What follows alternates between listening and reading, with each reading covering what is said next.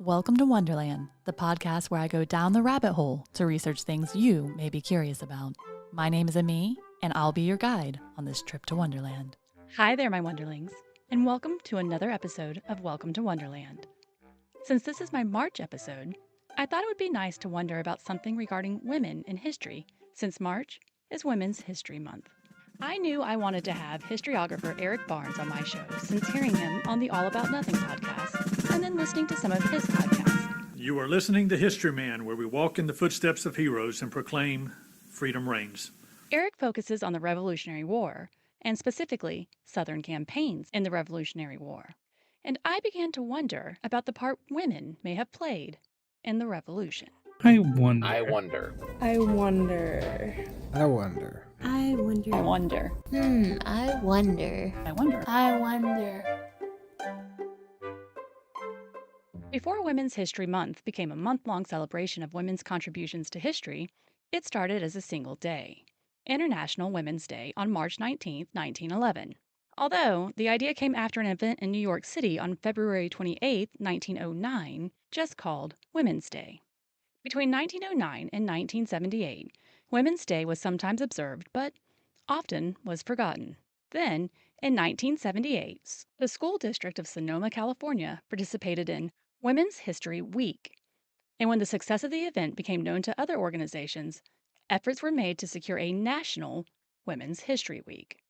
In February 1980, President Jimmy Carter issued a presidential proclamation declaring the week of March 8, 1980, as National Women's History Week. Well, the Carter Center, since its founding, has always been devoted to peace and human rights. That the most serious and unaddressed human rights abuse on earth is against women and girls.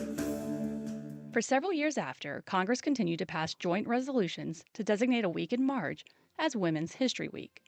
Then, in 1987, Congress passed Pub L 100-9, which designated the whole month as Women's History Month. Since 1988, U.S. presidents have issued annual proclamations designating the month of March as Women's History Month. So now you know where Women's History Month came from. And before we get to my interview with Eric, I wanted to give just a little history refresher for anyone who needs it. The American Revolutionary War spanned from 1775 to 1783 and was a war in which the British North American colonies fought to gain independence from Great Britain. The war grew from anger regarding taxation without representation, among other things, and resulted in the Declaration of Independence being penned and signed, eventually establishing the United States of America as a sovereign nation with the signing of the Treaty of Paris in 1783. So now that everyone's up to speed, let's ask Eric some of your questions regarding women in the Revolution. No, it's fancy. We're very fancy. All right. Hi, my Wonderlings, and welcome back for another episode of Welcome to Wonderland. I am very excited to tell you today I have History Man Eric Barnes with me. Eric is an American historiographer who memorializes the Revolutionary War with a focus on Southern campaigns through writing. He is a journalist, through a blog, a podcast, which I've had the ability to listen to several episodes as I prepared for this one, and a comic book series. So I'm excited to have Eric on the show. I heard him once on the All About Nothing podcast, and since I heard him, I was like, I've got to get him on mine. I've got to find a way to get him on mine. So, Eric, I'm so glad that you are joining me today. Before we get into what we're going to talk about today, tell me a little bit about yourself. Well, I was born at an early age in a hospital so I could be near my mom, believe it or not. Oh, So, a mama's boy. I'm a father, and I'm a former police officer and detective sergeant here in local Columbia. Richland County was where I retired at. And when I retired, I went over to the school district for a few years and then took care of elderly parents, and then got into the history side because I knew my wife was getting ready to retire. I needed to get out from underneath her nose a little bit because she would be looking at me all day and questioning why she married me. So I needed to get out and do something positive. So this is what I did. I like history. Huh? I'm sorry? She didn't care where you went, but you couldn't be there. Well, it's always nice to have an independent spirit, no matter if it's the man or the wife. So it's worked out well, and I started off doing a number of things, and the Revolutionary War 250th anniversary is coming up, and I've gotten a little traction on some of the projects that I'm working on, and we're very excited for what we're doing between the podcast for the adults and the comic books for the children, and just walking in the footsteps of heroes. I've really enjoyed doing what I do. So That is really neat. How did you settle on the Revolutionary War specifically as kind of your niche? well, I grew up in York County, and I grew up walking the battlefield of Kings Mountain, and a lot of my relatives are from up in that over the mountain region, and I can trace my roots back to a lot of those people, and so that resonated with me, and so I started walking. When I retired, I started walking a lot of these battlefields again, and then started writing a little bit about it, and then one thing led to another, and the podcast land took off, and I was like, well, I can talk a little bit about that. My background is interviewing people, so I can interview people, and so it was a natural fit for me.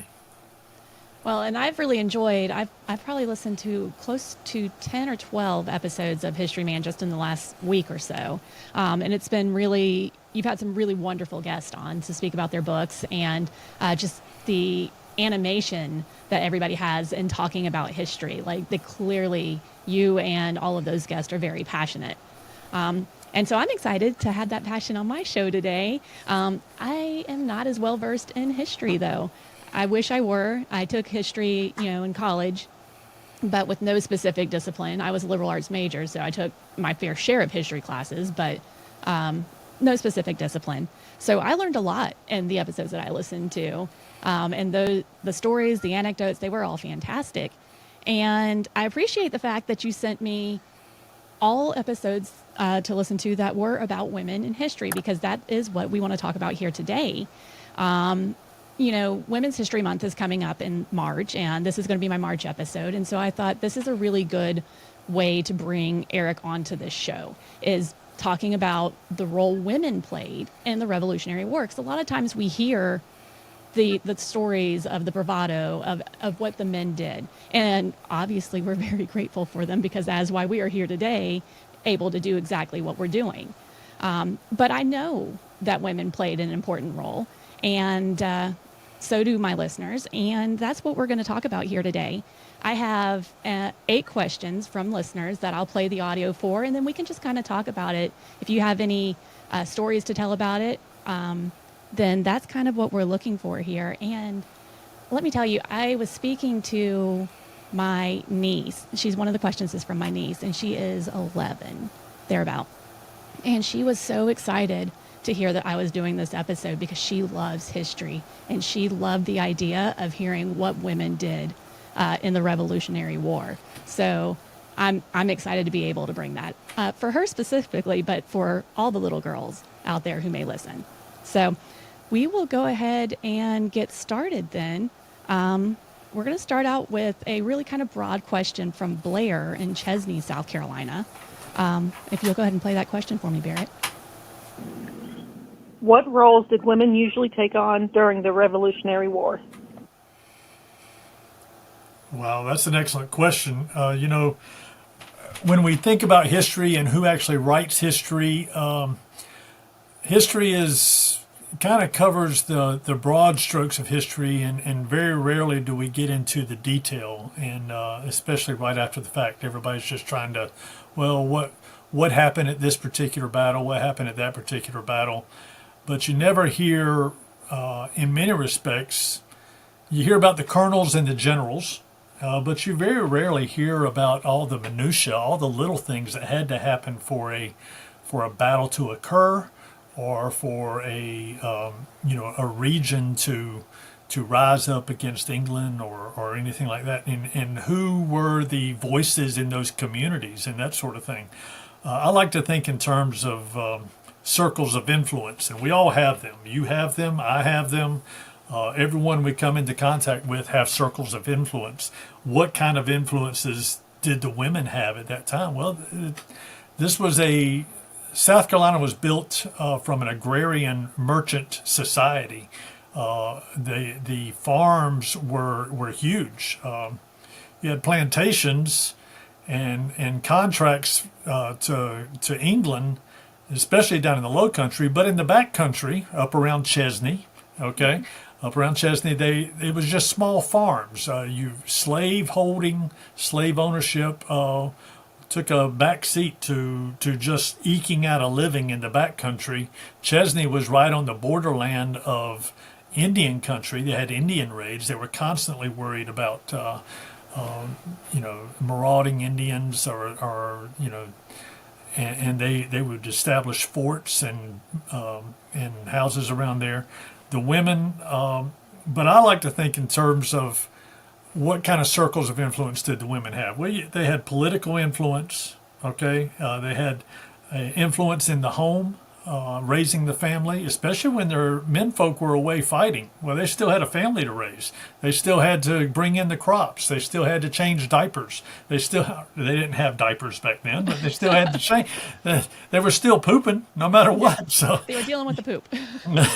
and then you had the influence of the battlefield. And I'd like to answer this question in those three circles of influence, knowing that there's plenty of other influences that they would have.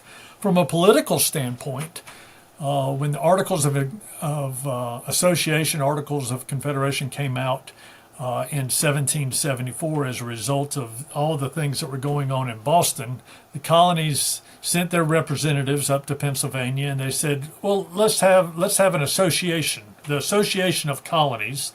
Let's bring everybody together. But what are our colonies saying?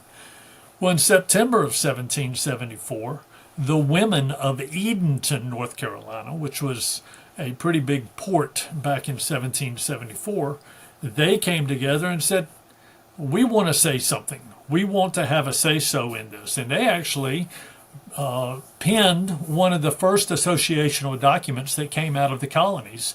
And this is just a group of women sitting around the tea party, having a tea party, and they sent in to the newspaper their association of associational document, which basically said, we are for, we think what's happening in Boston is terrible, and we are for the tariffs that are being placed on tea, and we will adhere to that, and that is our protest against the English government, the British government. And so they sent that into London by courier, by ship. And then they got ridiculed in the newspapers over in England a couple months later. So, but they stepped up and they had their say, and they penned the document, and they actually penned their autographs to that document. That was their protest. So from a political standpoint, they were some of the very first that stepped up and said something in relation to the revolution, in relation to the tea tax. And Would they have known that they'd have been ridiculed? And they were like, we're going to do this anyway, and we're putting our name to it, even though we know that in England we may potentially be mocked for this. And they were mocked, and they suffered as a result of that, and ridiculed. In fact, I think one of the cartoonists in London said that the Americans need to, rein their women in or something like that. So it was really condescending in a lot of ways. Sure. But these women, they stepped up and they did that. One of their Iredell County in North Carolina is named after the man who helped them out, who was kind of a big proponent of what they did and helped them send that message over to England. So that was pretty good. So from a political standpoint, that was one circle of influence they had. From a home standpoint, let's talk about the Martintown women. And these women down in Martintown, South Carolina, they moved to South Carolina, and then the husband, Abram Martin, died at the hands of, when he was out surveying some land over in Georgia, the Indians came up and killed him. So Elizabeth Martin had to raise that family and her extended family, for the most part, by herself. And she had, and they would build cabins around the main cabin that her and her husband had built. She had like 9 sons, and when the revolution came around, she was like, if I had been able to have more, I would have been glad to have more to send them off to the revolution, right? So, but she was the aunt of John Marshall, one of our first Supreme Court justices and a founding father of this country. But she was she ran that home, and she was a devout patriot. A British soldier came up to her after one of her kids got killed in a battle, and he bragged about how he saw his brains splatter on the battlefield, and he made the comment. And if I can read what she said, he could not have died in a nobler cause. And so that was pretty good. She lamented the fact that she didn't have more sons to contribute to the cause. So, but her daughters-in-law, they realized that the Americans were trying to take Augusta and 96 at the same time, and the road between those two was Martintown Road, coming right through her area. So she ended up, her daughters-in-law ended up seeing both sides of the army come through. Well, they heard that a messenger from the British Army was coming, and they decided that, they are trying to get reinforcements to the British side, and this is going to affect our husbands and and her sons. So we need to do something about it. Well, the daughters-in-law, they realized that they could don their husbands' uniforms, and they went out and held up the messenger, and his guards took the message, and ultimately ended up taking it back to Nathaniel Greene and affecting and giving him that information, that vital information. Little side note: those same British officers who were delivering the message ended up at their house later on that morning and did not recognize them because they were out of the uniforms, and they actually fed them breakfast that morning. So so they not only held them up, delivered the message to Nathaniel Greene, but fed the enemy breakfast the next morning. So those are some good things, and that was from the home side. And from the battlefield side, in the North they talk about Molly Pitcher, who was she volunteered to be on the cannon crew up there in the northern campaigns. Here in the southern campaigns, we had a friend of hers who moved down here to the south in the Watauga settlements, over the mountain settlements. She moved down here expressly to make gunpowder because there was a large amount of sulfur, there was a large amount of bat guano, which was huge in nitrates, and there was a large amount of pine tar in the mountains of North Carolina. She combined all those to make gunpowder and supplied the over the mountain men who came down and won at Kings Mountain, supplied them with gunpowder there in 1780. Right? And she did this. This was her family secret, and she did this. Her husband wasn't really, he was involved with her, but he was fighting as well. But this was her enterprise, and she would sell it not wholesale. She would sell it not retail. She would sell it wholesale to people she knew. She actually had to bring the gunpowder down on a big truck in her wagon and hand it over to the people, so she knew she was actually selling it to the Patriot side. I thought that's a pretty cool story from the battlefield standpoint. You have Rebecca Mott, who is from one of the founding families of South Carolina. Rebecca Bruton Mott. The Brutons were merchants in Charleston.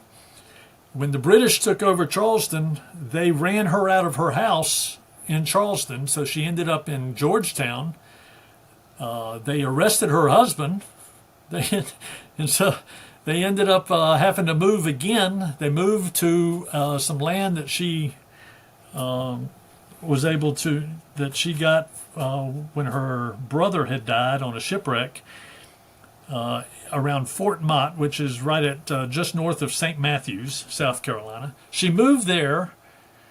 There was no house on that. There was a old overseer's house on that property. She moved the family and extended family in there, built a house, and as soon as she got her house built, the British moved in, threw her out of the house again. Get out of here. So when the American Army came with Francis Marion and Light Horse Harry Lee to, engage the British at her house that was fortified now, she gave them an arrow that is used to burn things. So they used it in ships. You could fire it out of a musket. And she gave the arrow, presented the arrow to Light Horse Harry Lee and Francis Marion and said, burn my house. This is a brand new house. Burn my house. The British are here. They're not supposed to be here. I want you to burn the house. And she did, or they did. And then they put out the fire, so they didn't burn the house down, but the British surrendered. And then she fed them dinner afterwards. So she fed them all dinner. So I don't know what it is. I mean, they can not only fight the British, but at the end of the day, they can actually feed them. So it's an interesting. That's the starting of Southern hospitality as well. That's exactly right. And another one on the battlefield, I think about Emily Geiger, where Nathaniel Greene used her as a messenger to try to get to Thomas Sumter. She went out in the middle of the night. She evaded the British, then all of a sudden got caught by the British at Fort Granby, which is Casey, modern-day Casey now. I didn't know that. She got caught. She realized she still had the message on her. She memorized the message, ate the paper, and then so when the woman came in to search her, she didn't have anything on her, and they had to let her go. But she had memorized the message, and she got it to Thomas Sumter, and that message was, delivered. She accomplished her mission, and that helped in the efforts there. Shortly thereafter, 96 was abandoned, and they started moving back. The British started retreating or evacuating back towards Charleston, and they were steadily being pushed back to Charleston. So those are some, between the political, the home, and the battlefield, I think those are pretty good circles of influence that you find the women in the American Revolution, especially in South Carolina. I'd say, God, that's really interesting information.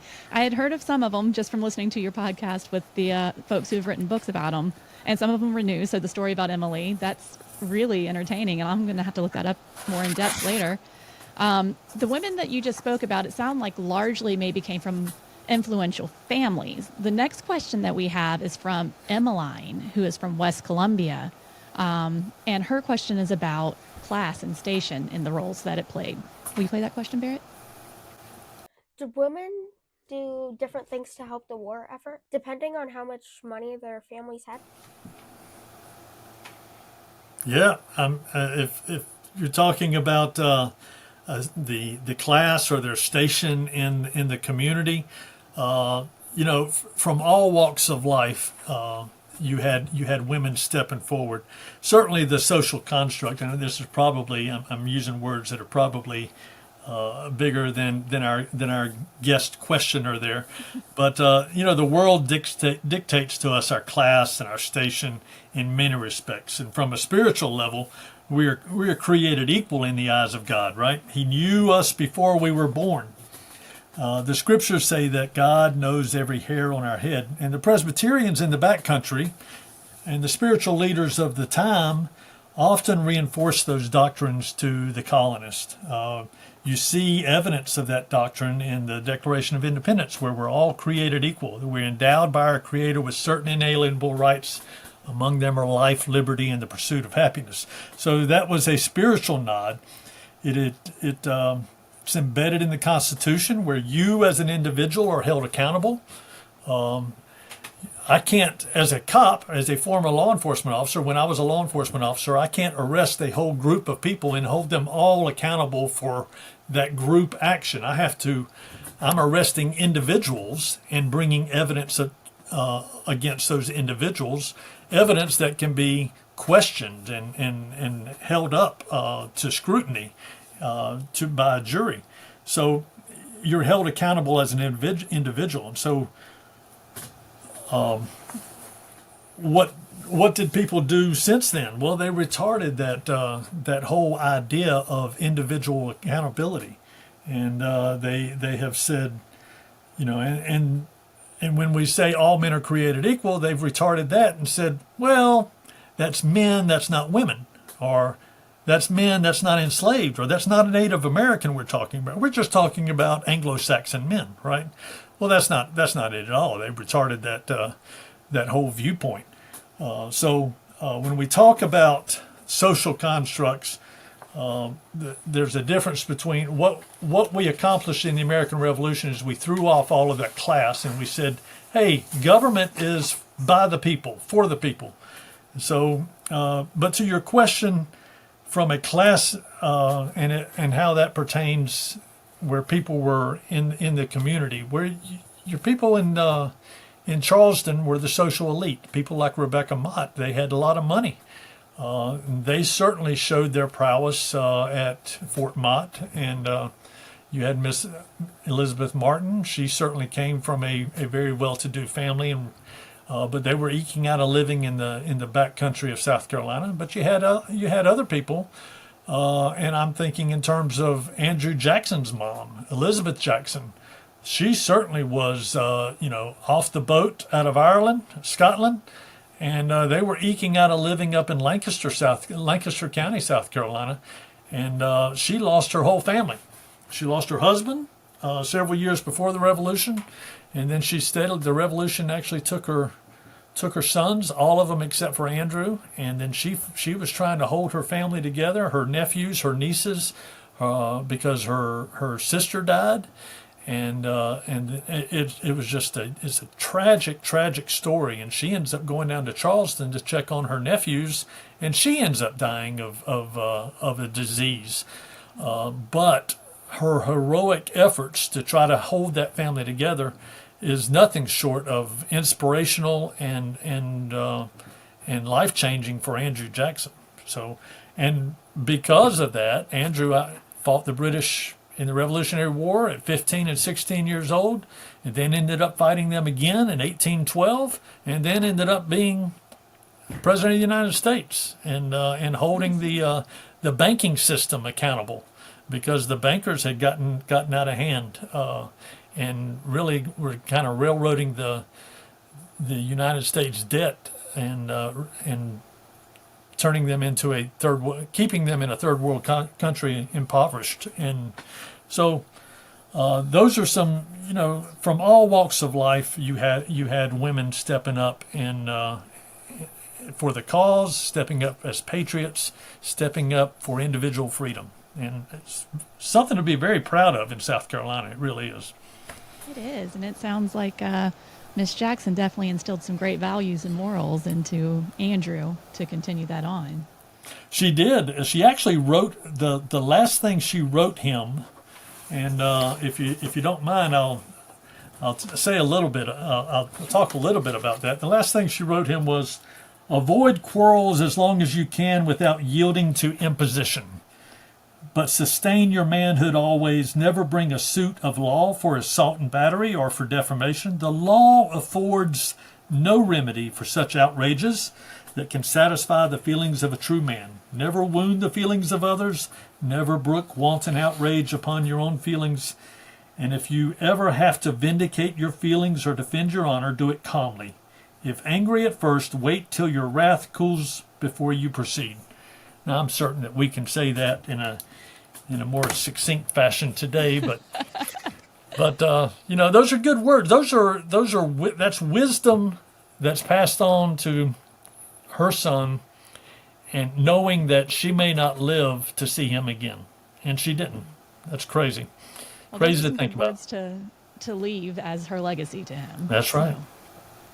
That's right. And we'll move right along then. So, we've talked about a couple different ways now that different women have played their part in the Revolutionary War, especially down here in the South. This next question is from Cheyenne from, Eastover originally, but Irmo these days. What is a surprising way women were involved in the Revolutionary War? Wow. I'm amazed by all the stories that women have played in the American Revolution, especially here in South Carolina. We talked a little bit about Emily Geiger just now, the messenger that helped Nathaniel Greene and took a message to Thomas Sumter. We have Mary Dillard from the upstate learning that the British were about to attack General Sumter, and she forded a flooded river to warn them, and then got back in time to get her baby that she had to tie up on the bedpost. On the bedpost? Oh, no. So she heard about that they were getting ready to attack, and they were in her house, actually. And so they went to sleep or whatever. She knew what was getting ready to happen. She tied her baby to the bedpost, took out in the middle of the night, swam or forded a flooded river, went over to General Sumter's camp, warned him, and then got back in time to get her baby before the baby started making all sorts of noise. So,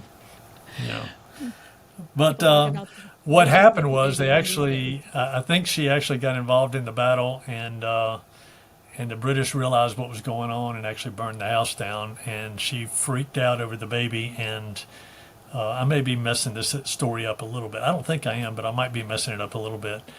She got back, the house was burned down, but the neighbor had taken control of the baby. So, because the baby was tied to the bed while she... Yeah. So it's crazy.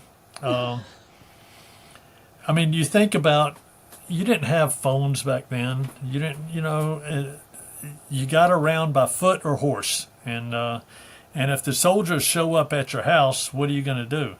And your brother or your cousins or people that are fighting on the other side, you've got this information that actually will save their lives. What do you do? And so she was caught in between a rock and a hard place because she had the responsibilities of a mother. And so kudos to her. And that says a lot. I've got he's 13 now, but for her to be willing to say, I've got to do this. I can't stay here. I have to let them know. That's right. Even knowing that it means tying her baby to the bed.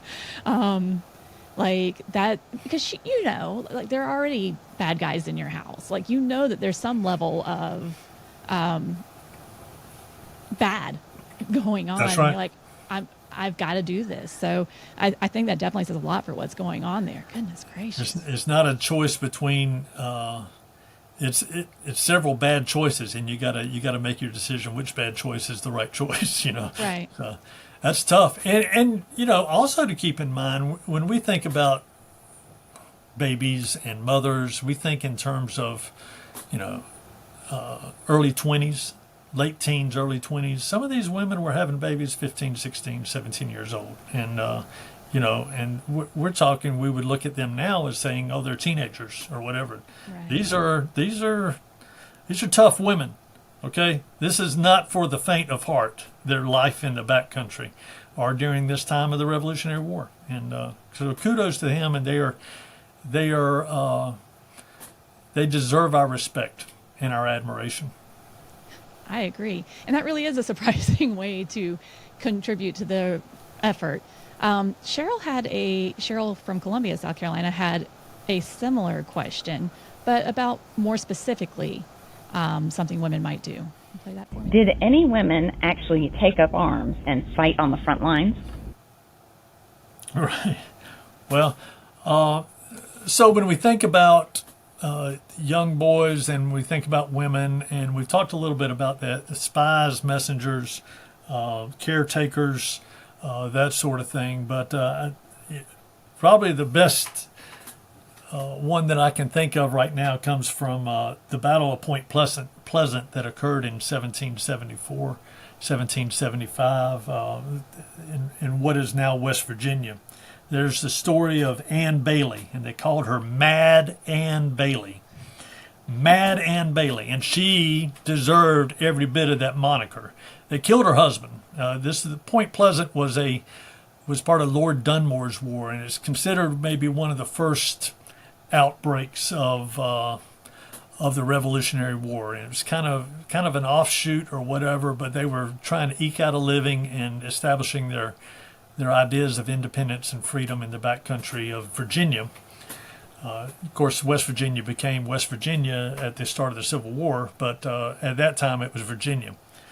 Well, they were going up against the Indians, and it was it could have gone either way. Isaac Shelby said this was a tough fight, and they were fighting from Virginia to the Ohio River Valley. I mean, it was several different points in here. Well, the Indians killed Ann Bailey's husband, and instead of taking it and just trying to eke out a life, she decided to take up her musket and her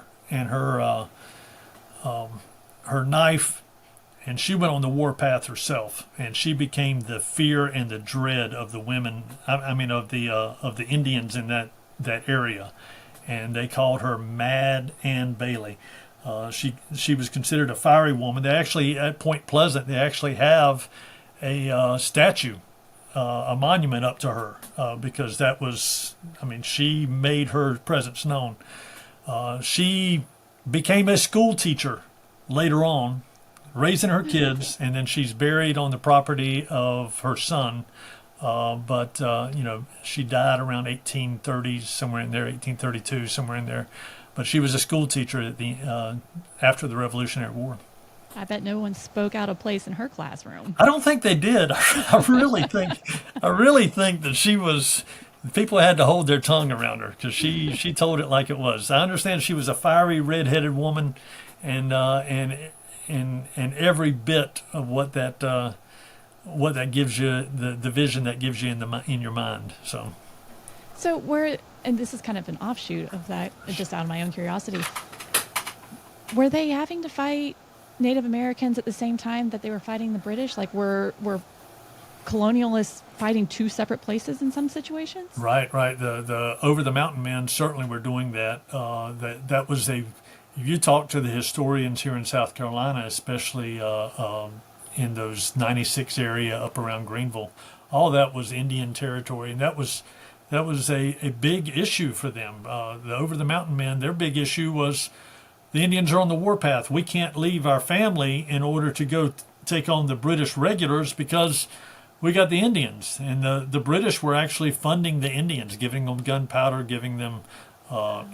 whatever things of value that they wanted to make those happen. They had alliances. There was a lot of geopolitical intrigue going on between the Cherokee and the British, and it had ramifications all the way down the Blue Ridge Mountains, all the way down the Appalachian Mountains, from Pittsburgh all the way down. And this is all offshoots of the French and Indian War from several years prior, where supposedly all these taxes were as a result of the French and Indian War. So it's a cascading event that happened. But those geopolitical alliances with the Cherokee and the British, they were trying to, when they were trying to take over Charleston in 1776, they were trying to get the Cherokee to attack at the same time that they were getting a land force to attack from North Carolina into South Carolina, and then using the Navy. The Cherokee, when they started on the warpath, they got decimated by the colonists. But and on paper, it looks like it'll work out, but it didn't work out for them in 1776 when they tried to take Charleston. But yes, to answer your question, they were fighting the Indians. In fact, they had to go through when they came up to go down to Kings Mountain. They had to leave a significant portion behind because they were expecting Cherokee raids. And some of those men didn't want to leave their families at so those are some of the questions that they are, some of the realities they had to deal with. So, well, thank you for that explanation. I didn't realize that in my history lessons that they were doing both at the same time. All right, so let's keep moving along here. The next question that we've got is coming from Jenny in West Columbia. What's the most heroic feat by a woman during the Revolutionary War that you know of? Oh, wow. Well, you're asking me to pick. And who's your favorite? Each one of those. Well, I like Elizabeth Jackson. I like Elizabeth Jackson because she had what she did in this life reverberates even today in regards to the presidency. And I really like her. But I think one of the things that stood out to me the most and probably has the most romantic air about it was the story of the Moors, Moore, out of the over the mountain regions. We just talked about how they had to make decisions of, and it was almost a lottery system. Okay, we've chosen you for this battle. You stay behind. That sort of thing. Mr. Moore was chosen to go down to Kings Mountain, and he ends up getting hurt. I mean, he was wounded in Kings Mountain, and so badly that they had to put him up in a house down at the North Carolina-South Carolina border. Well, all the fighters came back across the mountains over into Virginia,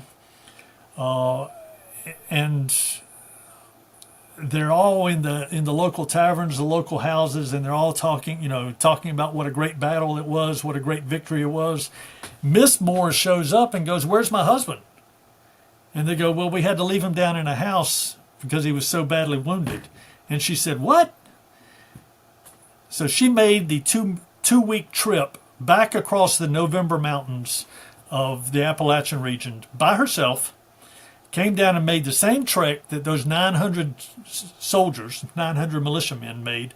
She made it by herself to find her husband, get him, care for him, take him back home. Holy cow. That is moxie. It is. So, and you said November, like literally the month of November in the mountains. That's right. And, and to know that it was when they made the trek the first time to go down to chase Ferguson to get him at Kings Mountain, there was already snow on the mountains. They had shoestring, they called it shoestring depth snow across the mountains when they came down the first time. Well, by the time they came back, it was several weeks later. It's even colder at that point. So they came down in September, October. When they got back, it was the end of October. She came down in November. So, it's colder. She must have really liked him. She must have. Well, it's the frontier, okay? We don't have all the things that we have today in society. It took a good couple to eke out that living, right? Otherwise, it was exponentially harder. And so, that love was built in trust and built in the hardcore parts of life. So kudos to them. It's a great story that I love, and hopefully y'all share some of that. So that's really sweet. We'll move right on along. So we've talked about a lot of really some names that I've heard before, some notable women. This next question is from Emmeline again in West Columbia. Who was the most well-known woman in the war, and what did she do? Yeah. So much of the Southern campaigns are lost to history. We're just now reviving those, the historians here in South Carolina, where we talk about how we didn't start the Revolutionary War, but certainly it ended here in South Carolina. But historically speaking, Molly Pitcher is probably one of the best known fighters because she was a cannoneer. She manned the cannon in the northern campaigns, and the cannon at that time were kind of a new technology. And if you put too much powder in those cannons and they weren't forged correctly, they could blow up. That certainly happened and killed a couple of enslaved people here in Charleston. But it was a dangerous thing, and if you didn't swab the cannons correctly and cool them down and get all the gunpowder out of there, they could actually blow up on you. So Molly Pitcher is actually one of the best known fighters. But here, in South Carolina, I'd break it up between the Low Country and the Upstate. And in the Low Country, I would have to say, you're talking about fighters. You're talking about somebody carrying muskets and that sort of thing. And I think you try not to. You're going to have to be careful in who is considered a fighter and who's not considered a fighter.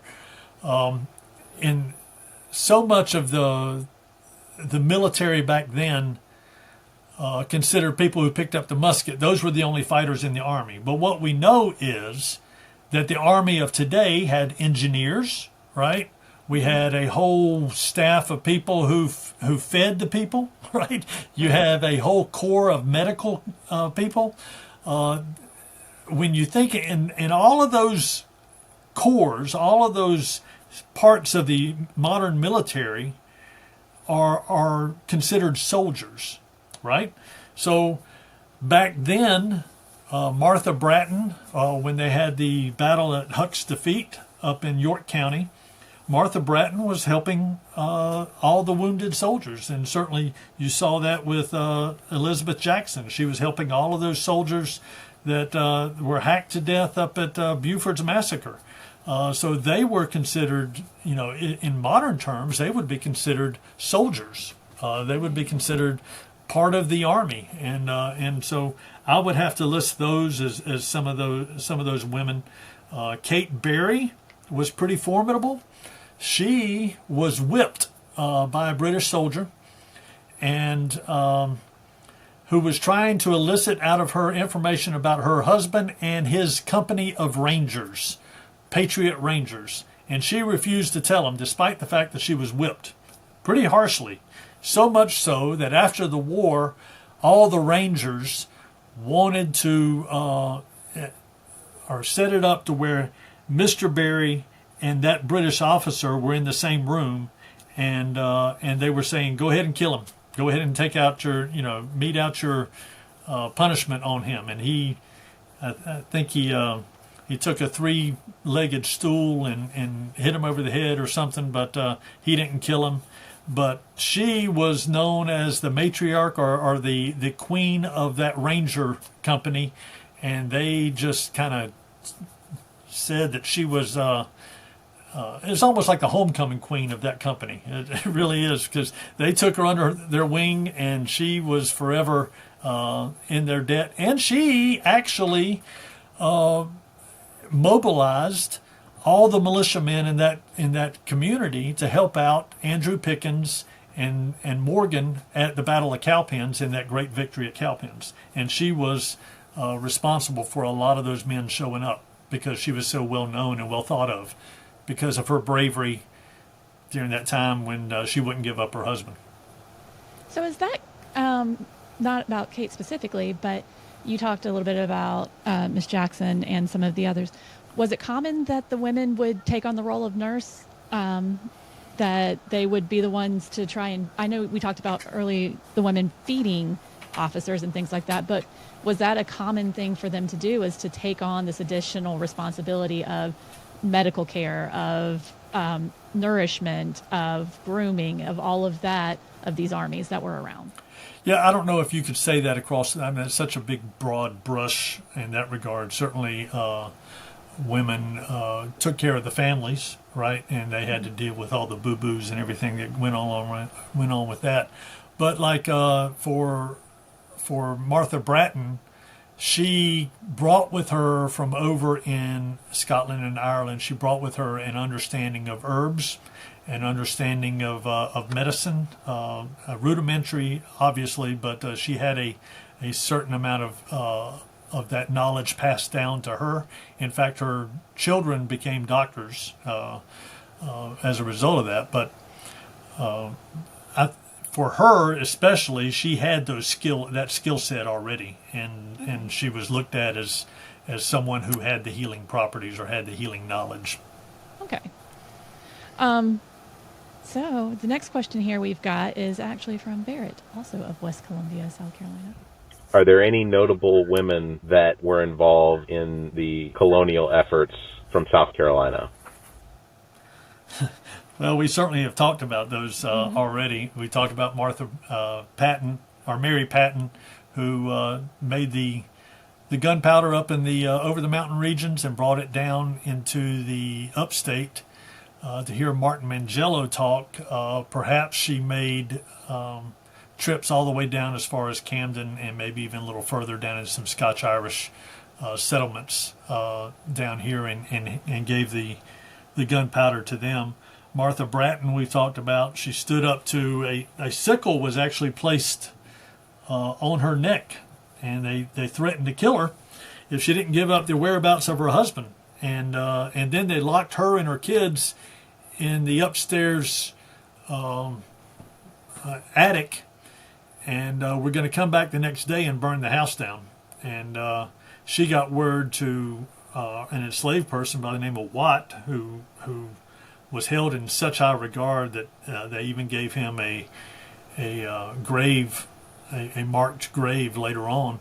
But Watt found Mr. Bratton, and they actually came back and defeated Christian Huck at Williamson Plantation right down the street, right down the road. But then the British showed up later, and they knew that she had gunpowder hidden on the farm, and she heard them coming, and so she blew up the gunpowder before they could get to her. So she was a woman of she was a staunch woman. she had some starch in her makeup. Elizabeth Jackson we've talked about quite a bit. Kate Berry is a good one. Dicey Langston stood in front of a British soldier who was threatening to shoot her father, and they were living right in the midst of a loyalist community, and so they were always being looked at. Her brothers had been were patriots, and her brother had left a rifle at the house, an extra rifle that he had, and he gave her a password that if somebody comes by looking for this rifle and they give you the password, then give them the rifle. And so some guys showed up and said, your brother left something for us, and so she went and got the rifle, and she asked them what the password was. And he goes, I don't have a password. And she goes, well, I still have the rifle. And she pointed it at him. He said, I still have the rifle. Right. So they said something to the effect of, well, you got to be his sister. So, that sort of thing. So, and it all worked out. But she had some moxie to her as well. We talked about Emily Geiger. We talked about Dicey Langston. Well, that's who we talked about, Dicey Langston just now. Rebecca Mott, we talked about her. And then Libby McNamee was on a podcast with me and talking about Susanna's Midnight Ride. And Susanna was a young lady who actually worked in a tavern that was at a crossroads, that everybody would come, and the British ended up in the crossroads or in the tavern talking about how they were getting ready to capture Lafayette before the Battle of Yorktown. Well, this woman realized what was going on, realized that it was important, and so she left the tavern in the middle of the night, found Lafayette, warned them, and saved Lafayette's life. And as a result, Yorktown, Lafayette was instrumental in the Battle of Yorktown, where we won the decisive victory, where Cornwallis was defeated and gave up his sword, and for the most part, that was the last. It wasn't the last battle, but it certainly was the downfall of Cornwallis and the beginning and one of the ends of the Revolutionary War, and probably because she helped save Lafayette's life. A woman, right? Yeah. Cool stuff. So I guess that's a theme that we've kind of heard throughout. Some of these women literally were just there, and I suppose that the people around them took them no account, paid them no mind, and they took advantage of that short-sighted thought and were able to warn the people that needed to be warned in some very instrumental ways. Yeah, they weren't wallflowers. None of them were wallflowers by any stretch of the imagination. They didn't just go about life and think, oh, I don't have a say-so in this. I'm a big fan of Teddy Roosevelt. One of his quotes is, it's not the critic who counts. It's not the man who points out where the strong man stumbles. It's the man who's in the arena. And certainly these women saw themselves as being in the arena of the American Revolution. Well, I'm glad that they were there. We have just one final question, which honestly we've talked a lot about it may just be some of the same people that we've talked about. But this is the question from my niece in Chesney, South Carolina, and she's very excited to hear this answer. So, Is there a woman who isn't talked about or credited enough for her role in the revolution? so an understated hero, maybe. Well, from my perspective, the Southern campaigns are never talked about enough. And if we start digging into the Southern campaigns and some of these women that we have, none of them are talked about enough. It's crazy how much we have lost and how much from a historical standpoint. And so much of it is, if it's not written down, it didn't happen, right? So, you got the generals, like I said at the beginning of the podcast, you got the generals and the colonels. They got a lot of books written about them. They got a lot because they were writing dispatches and writing notes and sending messages and stuff. There's a lot of things that came from them. But what you don't hear are the women who maybe pushed their sons out the door, and said, "Hey, you need to go do this," or they gave a pertinent bit of information to the right person at the right time. Or like the women of Edenton, North Carolina, they decided from a political standpoint, well, we're not going to sit on the sidelines. We want to have a say-so too. We want to have a voice. And they stepped up and signed their names to that piece of paper. And not only just kept their voices in their community, they sent it over to England to let them know what they thought, And so it's these women, these stories that we have out of the Revolution, a lot of them are lost to history. Thank goodness we have some historians that are digging out some of this stuff. We find a lot of those in the pension applications that came around in the middle 1800s, and you find some of them are widows who were trying to get the pensions for their husbands who fought in the war, and they're detailing what happened. There's a guy, and these are stories that you don't know. These are all intricate stories, and every person has their own experiences, right? There's a guy, a free man of color, a free black man, out of Barnwell County named Isham Carter. Isham Carter is the son of a black gentleman and an Indian mother, and he goes off to war.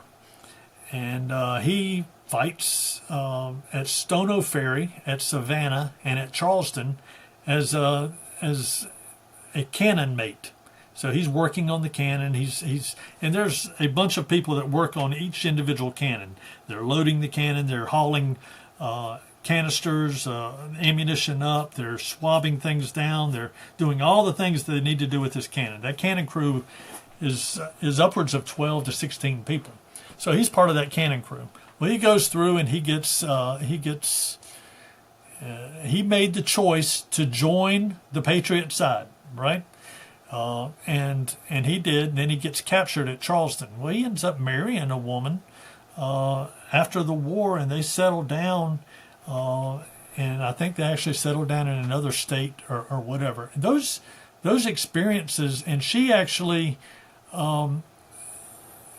He makes a pension application not for himself as much as for his wife, and trying to make sure that she's taken care of.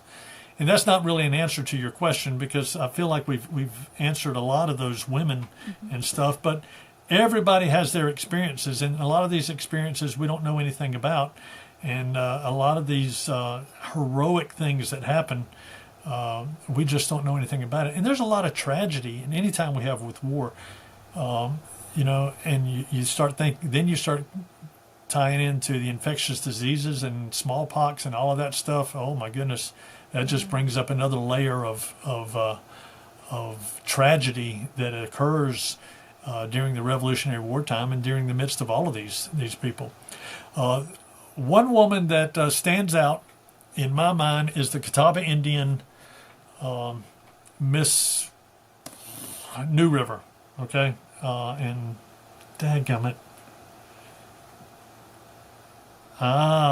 She was a chieftain out of the Catawba Indians, and during peacetime, she actually was the leader of the Catawba Indians, and during wartime, they kind of ceded over that responsibility to her husband, Major New River. But they took in, and this is in part and parcel because of her leadership, they took in Thomas Sumter and all those partisans who were the only thing left against the British when the British came into Charleston and moved up into Lancaster County. They were the only force that, and it's Sally New River, they were the only force that stood between the British and taking over all of South Carolina. Sally New River, the chiefess of the Catawba Indians, said, "No, we're taking them in. They are our friends." And the Catawba Indians were with us from the beginning all the way to the end of the American Revolution. And it was part and parcel to her leadership in the Catawba Nation. Oh, that is interesting. I think Haley's going to love to read more about Chiefess New River. I think that she's going to be very excited about that. And I know you said, and we'll kind of start winding down now. I know I loved you said in answer to the question that you didn't feel like Southern people were talked about, the Southern campaigns were nearly talked about enough in the Revolutionary War. Started all up in Boston, Philadelphia, all of those. And that's what you hear in school and everything when you're learning about the Revolutionary War.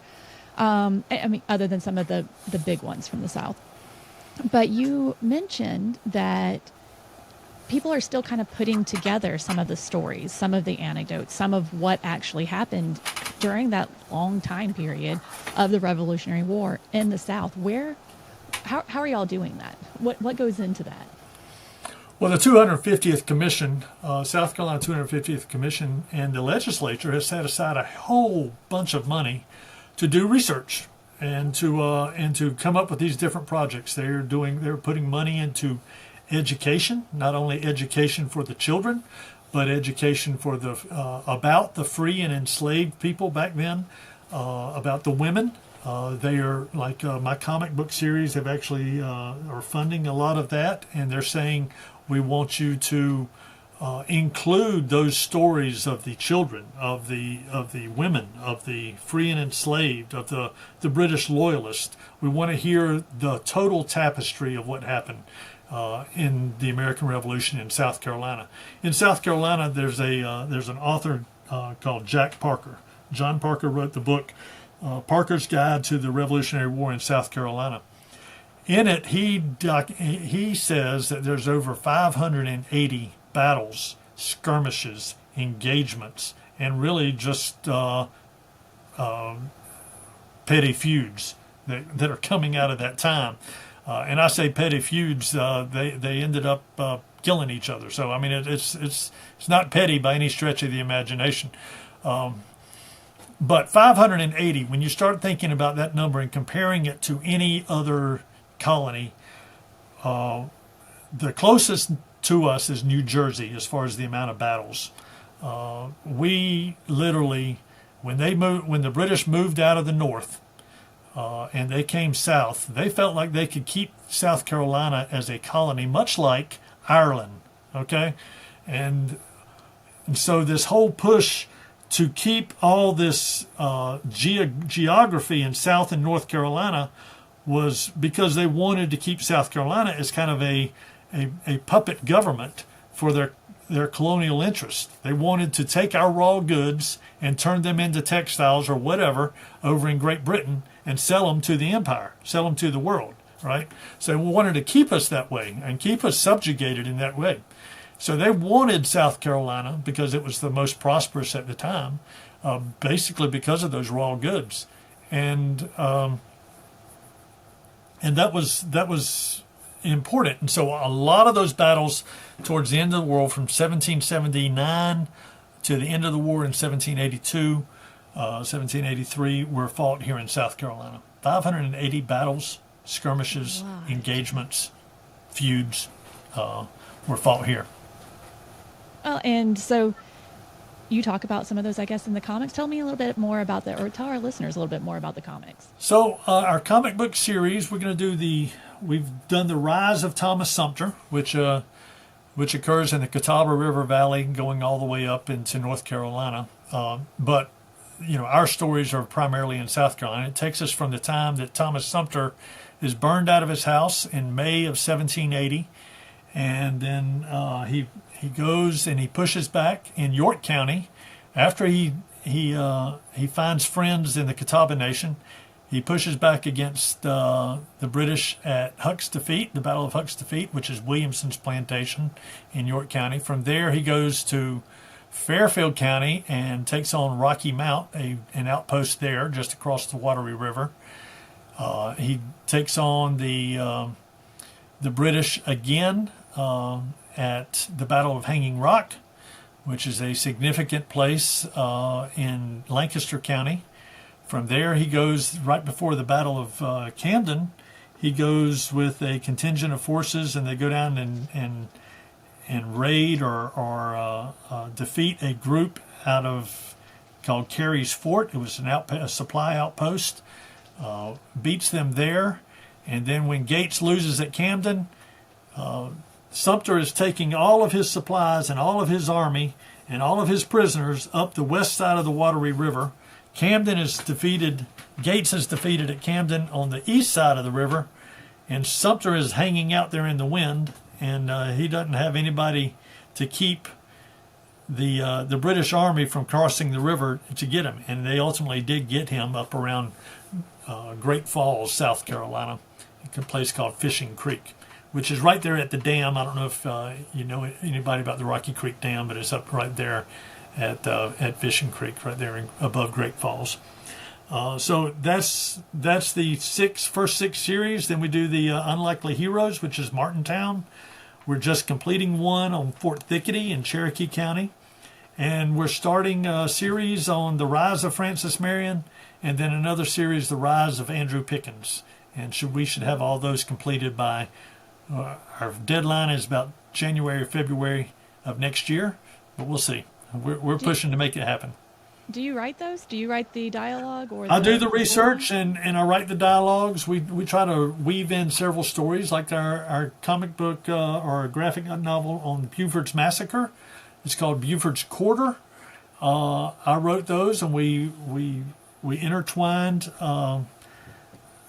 Miss Jackson into that story because Andrew Jackson actually at the end, when Buford's Massacre happens, that's about when they decided that they would sign up for the American Army around that time and fought under William Davey.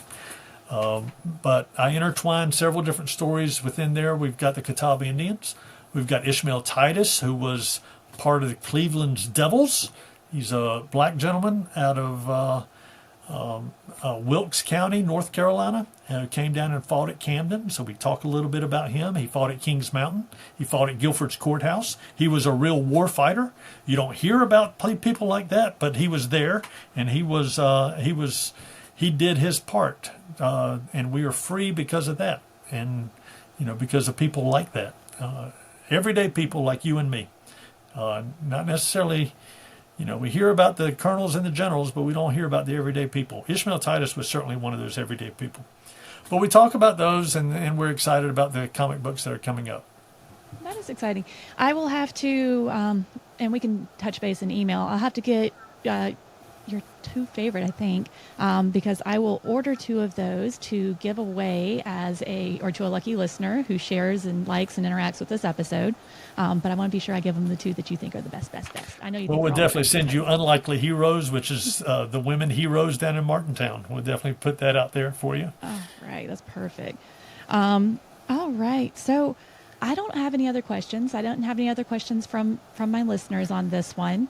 Is there anything that you'd like to say to everybody, or any questions that you have? Well, this is what I ask all of my podcast episodes. I have my podcast for the adults and the comic books for the children. But I ask all my podcast guests, what does liberty mean to you, Amy? Part of me was worried that you were going to ask me that because I'd listened to just so many in a row. And I think liberty to me is different than maybe liberty would have been to my foremothers. Life was different back then for a woman in general, but what it means is it let them fight for more so that I could have more. And it lets me fight for more so that my daughters and granddaughters can have more. And we can do it all without oppression, that we can have everything that we need, that we desire, that's good, that we can be good in the world and do that without oppression from the government. That's a fantastic answer. And the beauty about that is, our government, the way we have set that up, the way we have set the government up is that the individual does have freedom to do that. But that freedom came at a cost and continues to be something that we have to make sure that we are on the front line to preserve, because there are always those forces out there that are trying to take it away. Thank you. I appreciate that. I appreciate that. I appreciate you. I appreciate you coming on. I'm very excited to get this episode out, and I think that there are a lot of people who will just love this history lesson that we got today. So thank you for taking the time to sit down with me today. Well, thank you. There's a lot to be proud of as Americans and South Carolinians. So thank you. Absolutely.